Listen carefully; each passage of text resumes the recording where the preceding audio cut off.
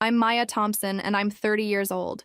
My father called me the family shame for delivering packages in a bright yellow uniform. He said those exact words at my cousin's wedding reception, loud enough for 3 tables to hear. I set down my champagne glass, looked him straight in the eye, and walked out without saying a word. 2 years later, he walked into my boardroom begging for a job. He had no idea who owned the company. Where are you watching from today? Drop your location in the comments below and hit that like and subscribe button if you've ever felt completely dismissed by someone who should love you unconditionally. You'll definitely want to stick around for what happened next. Let me take you back to how this all started. It was April 2022, and I was 28, living in my childhood bedroom in Portland, Oregon, after getting laid off from my marketing job. The tech startup I'd worked for went under faster than a lead balloon. My savings were gone, my student loans were breathing down my neck, and my father made it clear daily that I was a disappointment. "Maya, you can't keep living here indefinitely," he announced over breakfast one Tuesday morning. "Your mother and I need our space back." He folded his newspaper with that crisp snap that meant business. "Maybe it's time you considered something more practical." By practical, he meant married. My younger brother Jake had just gotten engaged to his college sweetheart, and suddenly, I was the family's cautionary tale. Never mind that I'd graduated cum laude from Oregon State with a marketing degree. Never mind that I'd been supporting myself since graduation. One bad break, and I was back to being treated like a wayward teenager. "I'm trying, Dad," I said, scrolling through job listings on my laptop. "The market is brutal right now." "When I was your age, I took whatever work I could find," he replied, not looking up from his coffee. Pride doesn't pay bills, Maya. The irony of that statement would come back to haunt him, but I didn't know it yet. That afternoon, desperate to get out of the house and away from his disapproving sighs, I walked to the local coffee shop where I'd been basically living, trying to network and apply for jobs. That's where I saw the hiring sign in the window of Quick Rush Delivery. They were looking for drivers, immediate start, good pay. The uniform was that bright yellow I'd later become famous for wearing, but the money was decent, and they offered flexible hours so I could keep job hunting. I walked in and filled out the application right there. The manager, Sandra, was a no-nonsense woman in her 50s who looked me over and said, "College graduate, huh? What's your story?" "Just need something while I find my next career move," I explained, trying to sound professional despite applying for a delivery job in yoga pants and a coffee-stained sweater. "Honey, let me tell you something," Sandra said, leaning across her cluttered desk. "There's no shame in honest work. I've seen plenty of college kids come through here thinking they're too good for this job. The ones who succeed are the ones who treat it with respect." Those words stuck with me. Sandra hired me on the spot, and I started the next Monday. The work was physical, driving all over Portland, delivering everything from documents to restaurant orders to medical supplies. But I was good at it. I learned the city inside and out, developed relationships with regular customers, and started to see patterns in the delivery business that others missed. My father's reaction when I came home in the uniform was swift and cutting. "This is what your college education got you?" he asked, looking at me like I was wearing a scarlet letter. "Delivering other people's takeout?" My mother tried to be supportive, in her own way. "It's temporary, sweetheart," she'd whisper when Dad wasn't around. "Just until something better comes along." But even she seemed embarrassed when her bridge club friends asked about my job. I could see her deflecting, changing the subject, making excuses for her daughter, the delivery driver. The worst part wasn't the uniform or the physical work. It was the way my family started treating me like I'd given up on life. Sunday dinners became exercises in passive-aggressive commentary. Jake would talk about his promotion at the engineering firm, while Dad nodded approvingly. My cousin Rachel would update everyone on her law school applications, while Mom beamed with vicarious pride. Then they'd turn to me. "How's the driving going, Maya?" Dad would ask, emphasizing driving like it was a communicable disease. "It's honest work," I'd reply, borrowing Sandra's phrase. "I'm learning a lot about business operations." This would earn me patient smiles and quick subject changes. They thought I was delusional, telling myself stories to feel better about my circumstances. Maybe that's what made my cousin's wedding reception the breaking point. It was a beautiful October evening at the Columbia River Gorge. Rachel had married her law school boyfriend in a ceremony that cost more than my annual salary. I'd taken the day off from Quick Rush, bought a nice dress, and actually looked forward to a family gathering where maybe I could just be Maya, not Maya, the disappointment. I should have known better. The reception was in full swing when I found myself standing near the bar with Dad, Jake, and a group of Dad's business associates. They were discussing their various success stories, the kind of networking conversation that happens at every wedding. Someone mentioned their son who'd just started at Nike's headquarters. "Robert, How are your kids doing? Asked Mr. Peterson, one of Dad's golf buddies. Jake's in engineering, right? What about Maya? I held my breath, hoping for once Dad would just say I was in logistics or transportation. Something neutral that wouldn't require explanation. Instead, he took a long sip of his whiskey and said, Maya's finding her way. She's delivering packages right now. The way he said it made it sound like a medical condition. Mr. Peterson, trying to be polite, said, Oh, like UPS? That's good work. And that's when my father, slightly drunk and apparently feeling the need to establish that this wasn't a career track position, delivered the line that changed everything. Not UPS. She drives around in a yellow uniform, delivering takeout and packages for minimum wage. It's become the family shame. Really? The conversation stopped. 6 men in expensive suits stared at me. Some embarrassed for my father, others embarrassed for me. Jake shifted uncomfortably beside me, but I felt something inside me crystallize, something hard and determined that hadn't been there before. I didn't make a scene. I didn't yell or cry or throw my drink in his face, though the thought crossed my mind. Instead, I set down my champagne glass on the nearest table, looked my father directly in the eye, and said in a voice steady as granite, Excuse me.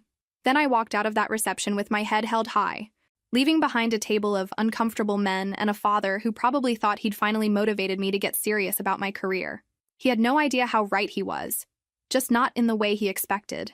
The drive home in my beat-up Honda gave me time to think. By the time I reached my apartment, something had shifted inside me. I wasn't angry anymore. I was determined. If delivering packages was so beneath the Thompson family standards, maybe it was time to stop being an employee and start being an employer. Have you ever experienced a moment when someone's cruelty accidentally became the catalyst for your greatest success? Let me know in the comments, because that's exactly what happened next. I spent that entire weekend researching the delivery industry. What I found was fascinating. The market was exploding with online shopping growth, but most delivery services were inefficient, unreliable, or expensive. Small businesses were struggling to compete with Amazon's logistics network. There was a gap in the market for a service that could provide personalized, reliable delivery for local businesses at competitive rates. Monday morning, I called in sick to Quick Rush, and instead drove around Portland with a notebook, talking to small business owners about their delivery challenges. What I discovered was a goldmine of untapped need. Restaurant owners frustrated with third-party delivery fees, boutique retailers who couldn't afford their own delivery fleet, medical offices needing reliable courier services, pet stores wanting same-day delivery for pet supplies. By Thursday, I had 15 businesses interested in a delivery service that could offer them better rates, more reliability, and personalized customer service than the big companies. By Friday, I had a business plan sketched out and was researching small business loans. The name came to me while sitting in traffic behind a bright yellow Quick Rush van. Thompson Logistics. It sounded professional, established, serious. Nothing like the package delivery my father had dismissed so casually. I gave my 2 weeks' notice to Sandra the following Monday. She wasn't surprised. You've got entrepreneur written all over you, she said with a knowing smile. Just remember where you learned the business from the ground up when you're running $1 million company. $1 million company seemed like an impossible dream at the time. But Sandra had taught me something valuable. There's no shame in honest work, and every successful business starts with understanding the work at its most basic level. The hardest part was the initial investment. I had exactly $3,200 in savings and decent credit, but no family support. When I mentioned my business idea to my parents, hoping they might invest or at least offer encouragement, Dad's response was predictable. Maya, be realistic. You can't compete with established companies. Why don't you use this energy to find a real job instead of chasing pipe dreams? So I did what every determined entrepreneur does when family won't believe in them. I proved them wrong. I took out a small business loan using my car as collateral, bought professional-grade GPS systems, and invested in liability insurance. My first vehicle was a used Ford Transit van that I bought from a church that was upgrading their fleet. The van was white with some minor dents, but it was reliable, and it was mine. I spent a weekend painting Thompson Logistics on both sides in professional blue lettering. It looked legitimate, even if the whole company was just me and a borrowed phone number. My first client was Carmen's Cafe, a little restaurant near downtown that was losing money on delivery fees to the big apps. Carmen was skeptical until I showed her my rates and guaranteed delivery times. You're just one person, she pointed out. What happens when you get busy? Then I hire help, I replied with more confidence than I felt. But right now, You're getting the owner's personal attention for every delivery. Try me for a week.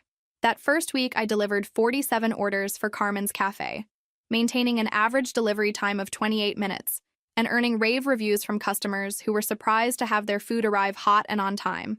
Carmen was impressed enough to sign a monthly contract and recommend me to 2 other restaurant owners. Word spread quickly in Portland's tight-knit small business community. By month 3, I had contracts with 8 businesses and had hired my first employee, Marcus, a college student who needed flexible hours. By month 6, we had 3 vans and 5 part-time drivers. The breakthrough came when Dr. Patel's medical clinic needed urgent courier services for lab samples and prescriptions. Medical deliveries required special certification and insurance, but they paid premium rates. I spent 2 weeks getting certified for medical courier services, and suddenly Thompson Logistics had entered a lucrative niche market. That's when I realized we weren't just a delivery company anymore. We were a logistics solutions provider. We offered businesses customized delivery schedules, real-time tracking, special handling for fragile items, and customer service that actually answered the phone. Our rates were competitive with the big companies, but our service was personal. The day I signed my 10th contract, I celebrated by driving past my parents' house in my branded van, wondering if Dad was watching from his home office window. I hoped he was. I wanted him to see that his family's shame was building something real, but I still hadn't told my family about Thompson Logistics. As far as they knew, I was still delivering packages in a yellow uniform, because frankly, their opinion had stopped mattering to me. I was too busy building a business to worry about their approval. The first year was brutal. 18-hour days, constant problem-solving, learning about payroll and taxes and insurance regulations.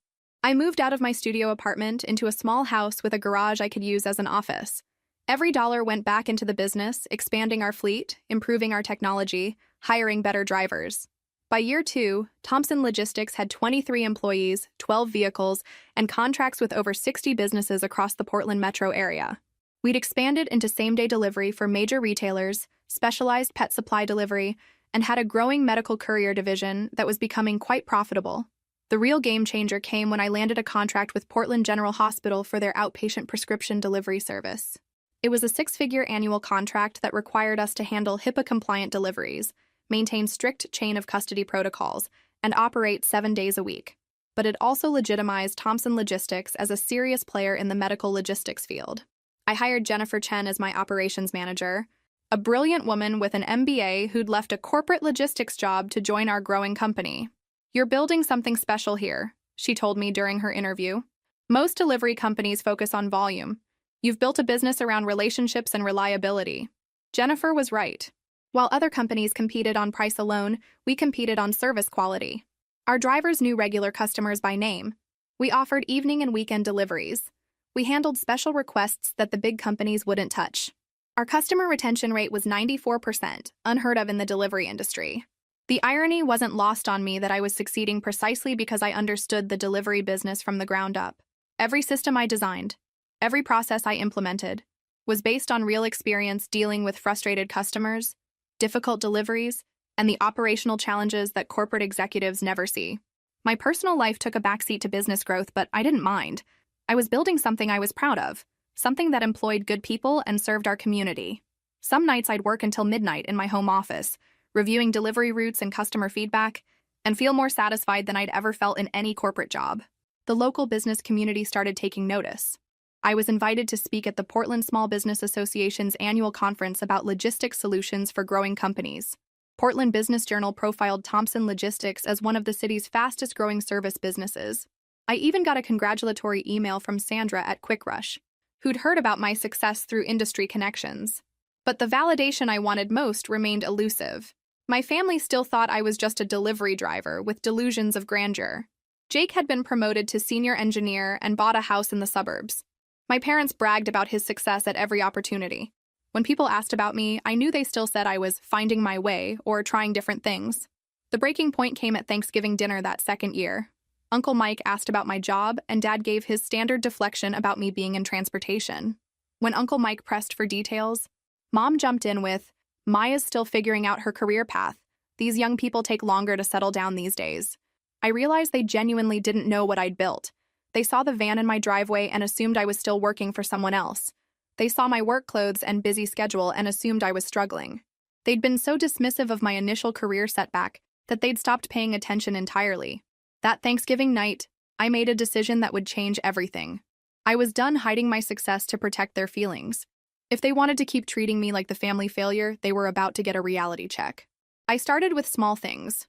New business cards that clearly identified me as CEO and founder, a professional headshot for the company website, a LinkedIn profile that detailed Thompson Logistics' growth and success. When family friends asked about my work, I started giving real answers instead of vague deflections. The first crack in their assumptions came when Mrs. Henderson from down the street mentioned seeing my company's van delivering to her daughter's medical office. "Maya, I didn't know you worked for Thompson Logistics," she said at the grocery store. "My daughter says they're the best courier service in the city." "Thanks," I replied with a smile. "I'm glad we're taking good care of her business." Mrs. Henderson looked confused. "Oh, do you know the owner? Maybe you could put in a good word for my nephew. He's looking for work." "Actually," I said, enjoying the moment, "I am the owner. Tell your nephew to apply through our website. We're always looking for reliable drivers." The look on her face was priceless. Word travels fast in suburban neighborhoods, and within a week, my parents had heard from multiple sources that their daughter owned the logistics company they'd been seeing around town. Dad called me that Friday evening. "Maya, Mrs. Henderson says you own Thompson Logistics. That can't be right." "It is right." "Dad, I've owned it for 2 years." Long pause. "But you deliver packages?" "I run a logistics company that employs 28 people and serves over 80 businesses. Sometimes I still do deliveries when we're short-staffed, because I believe in understanding every aspect of my business." Another pause. "Why didn't you tell us?" The question hung in the air between us. Why hadn't I told them? Because they'd made it clear that anything involving delivery was beneath their notice. Because they'd dismissed my work so completely that I'd stopped including them in my success. "Dad, you called my career choice the family shame. You made it clear you thought delivering packages was worthless work. I didn't think you'd be interested in hearing about a business built on that foundation." "Maya, that's not... I didn't realize you were starting a company." "Because you weren't listening," I said gently. "You were so busy being embarrassed by what I was doing that you missed what I was building." That conversation marked the beginning of a shift in our relationship. But the real test was still coming. Because 6 months later, my father's engineering firm would downsize, and he'd find himself in the job market for the first time in 25 years. And Thompson Logistics would be hiring for a senior operations consultant position that required someone with exactly his background and experience. The universe, it seemed, had a sense of humor about family dynamics and public humiliation. But that's a story for tomorrow. Right now, I was just savoring the moment when the family shame became the family business owner, and my father realized his daughter had been building an empire while he wasn't paying attention. 6 months after that awkward phone conversation with Dad, Thompson Logistics was experiencing the kind of growth that keeps entrepreneurs awake at night, with excitement and terror in equal measure. We'd just landed a major contract with Oregon Health Sciences University for their entire internal courier system, which meant expanding our medical division significantly. I was in my downtown office, a real office now with floor-to-ceiling windows overlooking the Willamette River, when Jennifer knocked on my door with a concerned expression. "Maya, we need to talk about staffing," she said, settling into the chair across from my desk. "The OHSU contract requires us to hire someone senior to oversee medical logistics compliance. We need someone with engineering background who understands complex operational systems." "What kind of timeline are we looking at?" I asked, already mentally calculating the budget implications. "They want implementation to start in 8 weeks. We need someone who can hit the ground running, someone with 20-plus years of experience in systems management and process optimization." That's when my personal assistant, David, buzzed in. "Maya, your mother's online too. She says it's urgent." I picked up the phone, expecting another Bridge Club update or dinner invitation. Instead, Mom's voice was tight with stress. "Maya, sweetheart, I need to tell you something about your father. His company is downsizing. They're eliminating his entire department. After 25 years, they're offering him a severance package and thanking him for his service." The irony hit me like a freight train. Here I was, needing someone with exactly my father's qualifications, while he was facing unemployment for the first time since before I was born. "How's he taking it?" I asked, though I could imagine. Dad had always defined himself by his professional success. "Not well. He's been sending out resumes for 3 weeks without a single callback." "Maya, he's 57 years old.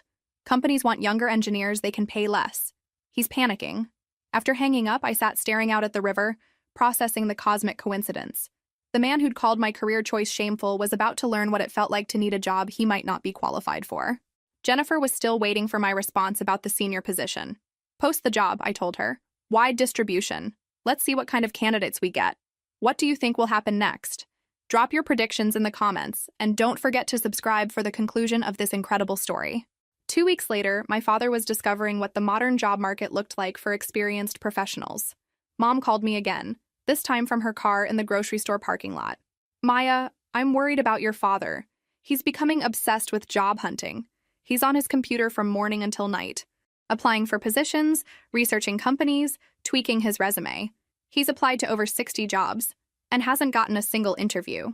I could hear the frustration in her voice. Dad had always been the provider, the successful one, the person who lectured others about work ethic and practical career choices.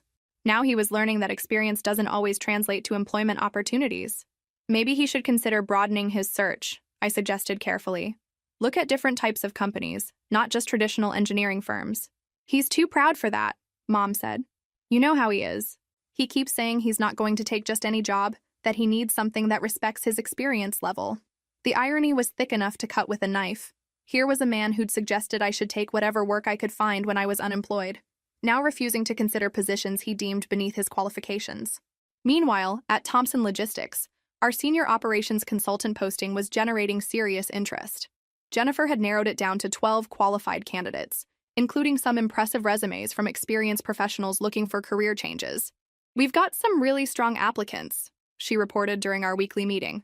Several have 20-plus years in engineering and systems management. A few are career changers looking to get into the logistics industry. Schedule first-round interviews for next week, I decided. Let's see who's genuinely interested in what we're building here. That evening, Jake called me. Maya, can I ask you a favor? Dad's really struggling with this job search. He's starting to get depressed. I was wondering if you might have any connections in the logistics industry, maybe someone who needs engineering consulting. My brother had no idea that Thomson Logistics was actively hiring for exactly the position Dad needed. The temptation to tell him was overwhelming, but something held me back.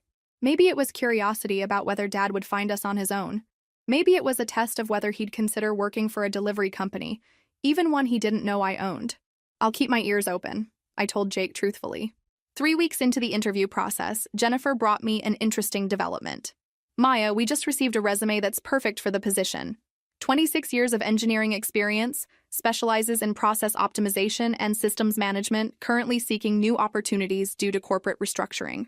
She handed me the resume, and there it was. Robert Thompson, professional engineer, seeking senior operations consultant position with Thomson Logistics. My father had applied to work for my company without realizing it was my company. Looking at Dad's resume, I felt a complex mix of emotions. Pride, because his qualifications were genuinely impressive. Irony, because he was applying to work for the daughter whose career he'd dismissed. And a little bit of satisfaction, because life had just served him a very educational lesson about assumptions. His cover letter was particularly interesting. He wrote about his passion for operational efficiency and his desire to transition into a growing industry with future potential. He mentioned his extensive experience in process optimization and his ability to implement systems that improve productivity while maintaining quality standards. Nowhere in his application materials did he mention that his daughter owned a logistics company. As far as he knew, he was applying to some random Portland business that happened to need his skills. Should I schedule him for a phone screening? Jennifer asked, pretending not to notice my intense reaction to this particular resume. Absolutely, I said. Treat him exactly like any other candidate. If his qualifications match our needs, he moves forward in the process. The phone screening went well, according to Jennifer's notes. Dad was professional, knowledgeable, and genuinely interested in the logistics industry. He asked intelligent questions about our growth plans and operational challenges. He passed the first round and was invited for an in-person interview. I decided not to conduct his initial interview myself. Instead, Jennifer and our operations director, Marcus, who'd grown from my first employee into a key manager, would handle the first face-to-face meeting. The day of Dad's interview, I made sure to be out of the office. But Marcus texted me updates throughout the day. Professional presentation. Knows his stuff. Asking good questions about our medical division expansion. That evening, Marcus called with his assessment. Maya, your father doesn't know it's your company, does he? No, he doesn't. He's qualified for the position. Really qualified. And he seems genuinely excited about what we're building. He spent 20 minutes asking detailed questions about our customer service approach and why we focus on relationship building instead of just volume. What's your recommendation? Move him to the final round. But Maya, you're going to have to decide how to handle the revelation. He's going to figure it out when he meets with the CEO. That night, I called my mother to check on how Dad was feeling about his job prospects. "Oh, Maya, he's in such a better mood," she said. "He had an interview today with a logistics company, and it went really well. He's excited about the position, says it would let him use his engineering background in a new industry. The company sounds wonderful, very professional, growing rapidly." "That's great news, Mom. The funny thing is, the company name is Thompson Logistics. Same last name as ours. Your father jokes that it's a good omen." A good omen indeed. I hung up and stared at the ceiling of my bedroom, trying to decide how to handle the final interview. Part of me wanted to let him go through the entire process and offer him the job before revealing my identity. Another part wanted to walk into that boardroom and watch his face when he realized his daughter was about to interview him for a position at her company. The final interview was scheduled for Thursday morning at 10 a.m. I'd decided to handle it myself, but I wanted Dad to understand the company fully before learning who owned it. So I arranged for him to spend the morning touring our operation with Marcus, meeting key staff members, and seeing our technology systems in action. I watched from my office window as Dad arrived, wearing his best suit and carrying a leather portfolio. He looked nervous but determined, like a man who really needed this opportunity to work out. Marcus later told me that Dad was impressive during the tour. He asked technical questions about our routing software, suggested efficiency improvements for our dispatch system, and showed genuine interest in our company culture. When he met our drivers and administrative staff, he was respectful and engaged, treating everyone like valuable team members rather than subordinates. "He gets it," Marcus reported. "He understands that our success comes from treating employees well and building customer relationships." And Maya, he had no idea you were connected to the company. When someone mentioned the CEO was young and innovative, he just nodded and said he was looking forward to meeting leadership. At 11:30, David called Dad's phone to invite him to the executive conference room for his final interview. I was already seated at the head of the long table when David escorted him in. The look on my father's face was worth every difficult moment of the past 2 years. He stopped mid-stride in the doorway, his professional smile freezing as he processed what he was seeing. His daughter, dressed in a navy business suit, sitting in the CEO's chair of the company where he'd just spent 3 hours interviewing for a job he desperately needed. "Maya," he said, his voice barely above a whisper. "Hello, Dad. Please, have a seat." He moved like a man in a dream, settling into the chair across from me while his eyes darted around the room, taking in the framed company awards on the walls, the strategic planning boards covered with expansion timelines, the executive conference table where he was now sitting as a job applicant, being interviewed by his daughter. "This is your company," he said, stating the obvious because sometimes the obvious needs to be said out loud. "Thompson Logistics, yes. I founded it 2.5 years ago. We're now one of Portland's fastest-growing logistics firms, with 86 employees and over 200 commercial clients." Dad looked down at his hands, then back at me. "You didn't tell me you were hiring. You didn't tell me you were looking for work in the logistics industry," I replied gently. Seems we both had some communication gaps. He was quiet for a long moment, processing the magnitude of the situation. His daughter, the one he'd called the family shame for delivering packages, was now in a position to offer him employment. The role reversal was complete and undeniable. "Maya, I don't know what to say." "Then let me talk first," I said, opening the portfolio in front of me. "I've reviewed your qualifications, and you're an excellent candidate for our senior operations consultant position. Your experience in process optimization and systems management is exactly what we need for our medical division expansion." My father sat across from me in the conference room where I'd negotiated million-dollar contracts, and for the first time in my adult life, I held all the power in our relationship. It should have felt triumphant. Instead, it felt complicated. "Dad, before we discuss the position, I think we need to address what happened at Rachel's wedding." He winced at the memory. "Maya, I owe you an apology. I was wrong to say what I said. I was embarrassed, but that's no excuse for embarrassing you. You called my career choice the family shame," I said quietly. "Do you remember that?" "I remember." His voice was heavy with regret. "I was an idiot. I judged something I didn't understand, and I hurt you in the process. Dad, you weren't just wrong about the job. You were wrong about the value of honest work, about what success looks like, and about your daughter's capabilities. This company was built on the foundation of that delivery job you were so ashamed of." He nodded, looking older than his 57 years. I see that now. Maya, what you've built here is remarkable. The employees I met today, they respect you. They're proud to work for Thomson Logistics. You've created something meaningful. I learned the business from the ground up, I continued. Every system we use, every process we've implemented, every client relationship we've built is based on understanding the work at its most fundamental level. The delivery job you thought was beneath me was actually my MBA in logistics management. For a moment, we sat in silence. Through the conference room windows, I could see our delivery vans departing for afternoon routes, each one representing jobs I'd created and families I was helping support. Dad, I want to offer you the senior operations consultant position. Not because you're my father, but because you're qualified for it. Your engineering background and process optimization experience are exactly what we need. The salary is competitive, the benefits are excellent, and you'd be working for a company that values experience and expertise. His eyes filled with tears he was trying hard not to shed. Maya, I don't know if I deserve this opportunity. This isn't about deserving, I said firmly. This is about whether you can do the job and whether you want to be part of what we're building here. But I need to know that you understand something. If you work for Thomson Logistics, you work for me. Not for your daughter who needs your guidance, but for your CEO who expects professionalism, dedication, and results. I understand, he said. And Maya, I'd be honored to work for you. Not just because you're my daughter, but because you've built something I respect.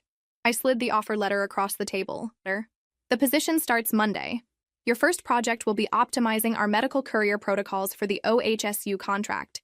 It's complex, demanding work that requires someone with your systematic approach to problem solving. As he reviewed the offer, I added, Dad, there's one more thing. This company succeeds because we treat people with dignity, regardless of their position. Every employee here, from our newest driver to our senior managers, contributes to our success. I learned that lesson delivering packages in a yellow uniform. He looked up from the letter, and for the first time in years, I saw genuine pride in his eyes. Not pride in his own achievements, but pride in mine. When do I start? Dad's first day at Thomson Logistics was a Monday morning in November, exactly 3 years after I'd walked out of Rachel's wedding reception. I watched from my office window as he arrived early, carrying a coffee and wearing the kind of practical business attire appropriate for someone who might need to tour warehouses and delivery facilities. The symbolism wasn't lost on either of us. The man who'd once been embarrassed by his daughter's work uniform was now wearing ID badge and company polo shirt with Thomson Logistics embroidered on the chest. His first month was a revelation for both of us. Dad threw himself into optimizing our medical delivery protocols with the same intensity he'd once applied to criticizing my career choices. He developed routing algorithms that reduced delivery times by 15% and implemented quality control systems that impressed even our pickiest healthcare clients. More importantly, he approached the work with humility. He spent time riding with drivers to understand real-world delivery challenges. He listened to customer service concerns and incorporated feedback into his process improvements. He treated every employee with respect, remembering names and asking about their families. Your father's really something, Marcus told me one evening. He asked me to explain why we prioritize relationship building over pure efficiency. When I finished, he said he was learning more about business success from a former delivery driver than he'd learned in 20 years of corporate meetings. The transformation in our family dynamic was equally remarkable. Sunday dinners became occasions where Dad would update everyone on Thomson Logistics' growth and success. He'd brag about our client retention rates and employee satisfaction scores with the same pride he'd once reserved for Jake's engineering achievements. Maya's created something special, he told Uncle Mike at Thanksgiving. I've worked for Fortune 500 companies that could learn from her approach to customer service and employee relations. But the real moment of reckoning came during the company Christmas party. Dad had worked for us for 6 weeks by then, long enough to understand what we'd built and how we'd built it. During my annual address to employees, I looked out at the crowd and saw him standing with the operations team, applauding as I announced our record growth year. After the party, as we were cleaning up, Dad approached me. Maya, I owe you more than an apology. I owe you an acknowledgement. You were right about honest work, about building something from the ground up, about treating people with dignity regardless of their position. I was wrong about everything. Dad, you weren't wrong about everything. You were wrong about delivery work being shameful, but you were right about one thing. Pride doesn't pay bills. The difference is, I found pride in work that also paid bills. He smiled at that. Your mother says you're considering expanding to Seattle. We are. The medical courier market there is underserved, and we've got the systems in place to scale efficiently. Why? Because I'd like to help you build it, if you'll have me. Looking at my father, I realized that success isn't just about proving people wrong. Sometimes it's about giving them the opportunity to grow, to see differently, to become better versions of themselves. Dad didn't just need a job. He needed to understand the value of the work he'd dismissed and the daughter he'd underestimated. Thompson Logistics now operates in 3 cities, employs over 150 people, and generates 8-figure annual revenue. Dad runs our process optimization division and has become one of our most valuable senior staff members. But more than that, he's become a father I'm proud to work with and a man who understands that there's dignity in every honest day's work. If this story resonated with you, make sure to like and subscribe for more stories about family, redemption, and the surprising ways life teaches us about respect and humility. Sometimes the greatest success comes not from proving we're right, but from giving others the chance to discover they were wrong.